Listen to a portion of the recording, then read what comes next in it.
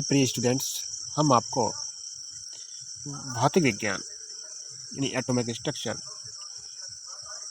की क्लास देने चाह रहे हैं। तो सबसे पहले देख लेते हैं परमाणु संरचना के लिए जो विभिन्न मॉडल हैं वो कौन कौन से मॉडल हैं। तो डाल्टन का सिद्धांत, थॉमसन का सिद्धांत, रदरफोर्ड का मॉडल, बोहर का मॉडल, समरफील्ड का मॉडल, डी ब्रोगली की परिकल्पना, श्रोडिंगर समीकरण। इनके बारे में हम अब धीरे धीरे करके हम जान लेते हैं कि ये है क्या।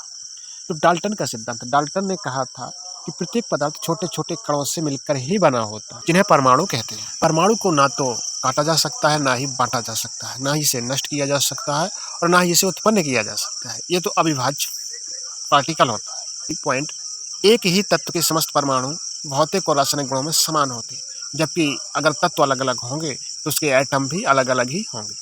तो सी पॉइंट है, विभिन्न तत्वों के जो परमाणु हाइड्रोजन के परमाणु से निर्मित होते हैं।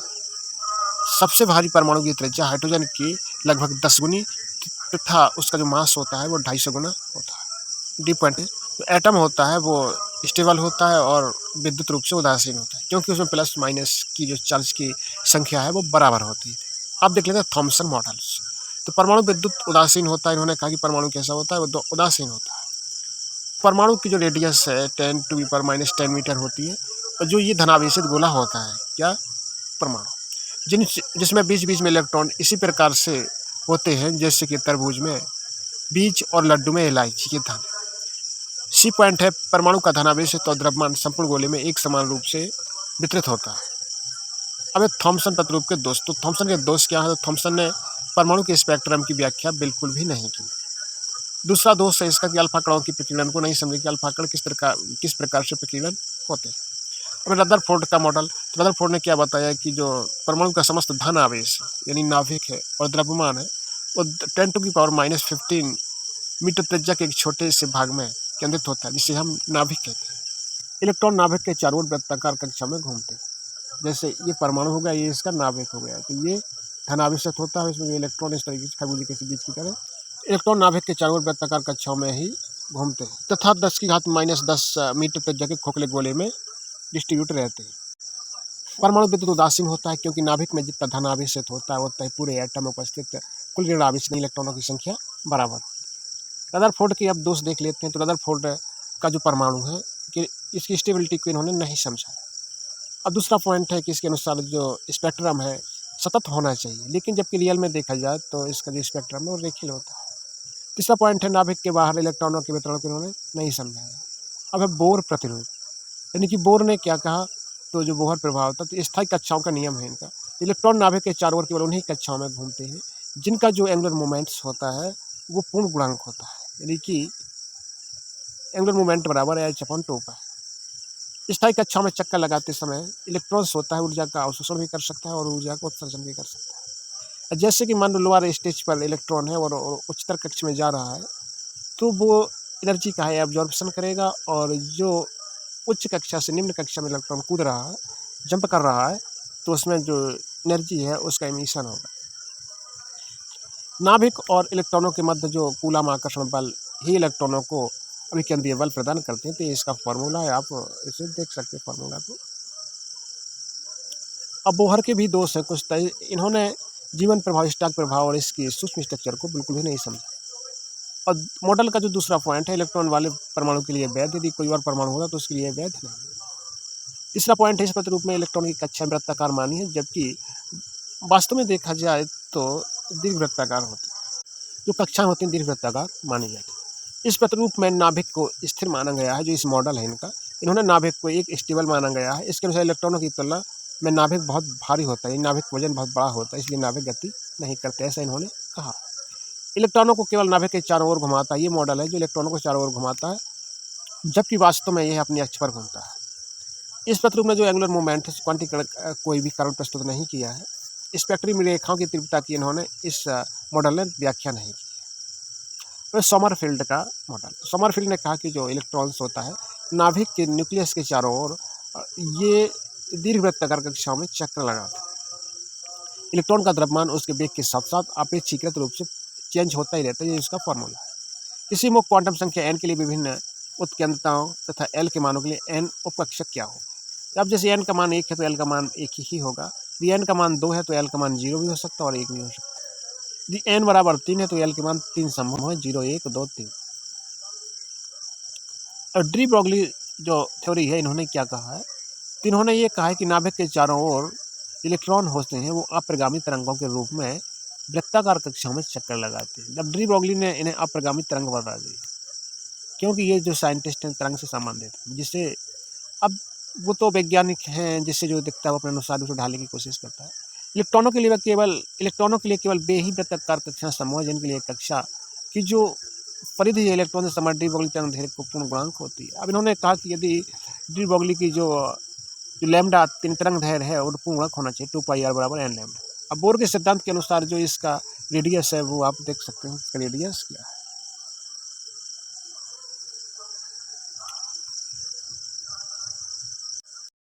nवें कक्ष में इलेक्ट्रॉनों का वेग, ये इसका कोणीय आवृत्ति का फॉर्मूला है। इसके बाद ये इलेक्ट्रॉन की आवृत्ति है, ये आवर्तकाल का फॉर्मूला है उसका। इस तरीके से ये फॉर्मूला हमने आपको बता दिया। अभी पोटेंशियल एनर्जी का फॉर्मूला है, ये आपके गतिज ऊर्जा का, ये अनंत ऊर्जा का या अनंत विभव का फॉर्मूला है। इस तरीके से फॉर्मूला है और इस तरीके से ये जो सवाल है और जो न्यूमेरिकल इस तरीके से सॉल्व होंगे।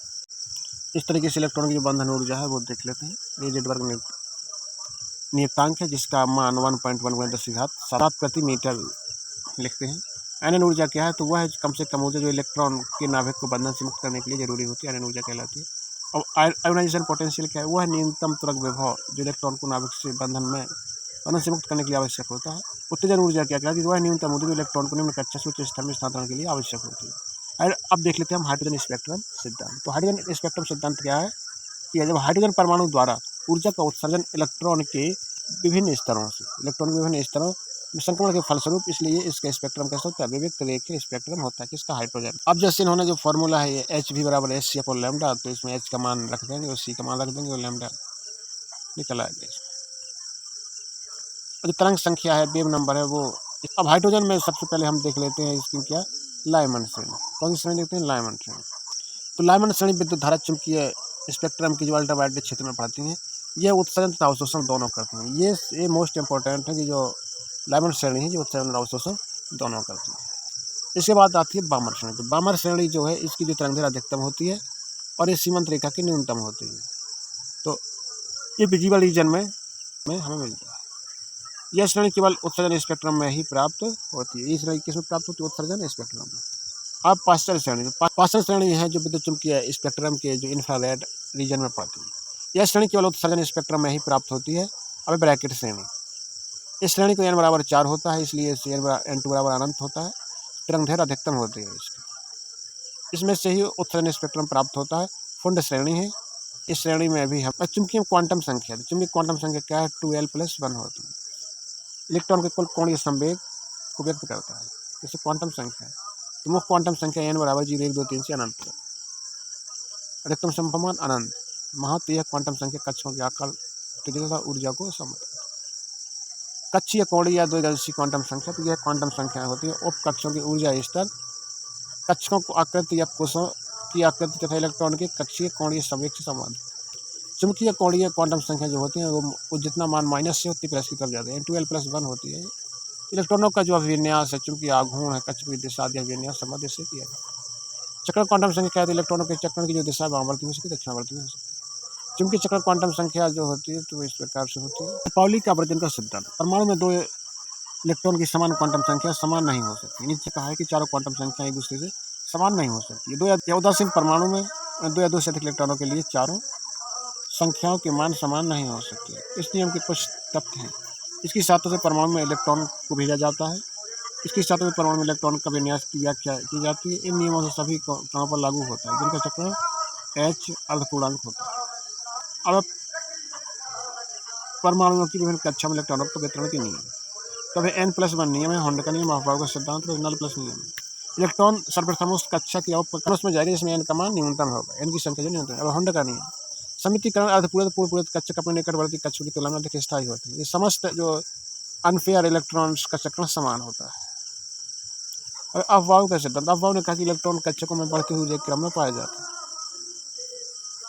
परमाणु संरचना एटॉमिक स्ट्रक्चर के बारे में कुछ महत्वपूर्ण तथ्य हम देख लेते हैं जो बहुत इंपॉर्टेंट है। नाभिक पर प्लस जेडी आवेश होता है। नाभिक में न्यूट्रॉन तथा प्रोटॉन बराबर मात्रा में होते हैं। किसी परमाणु में प्रोटॉनों की संख्या इलेक्ट्रॉनों की संख्या के बराबर होती है। द्रव्यमान ये प्रोटॉनों की संख्या प्लस न्यूट्रॉनों की संख्या, तो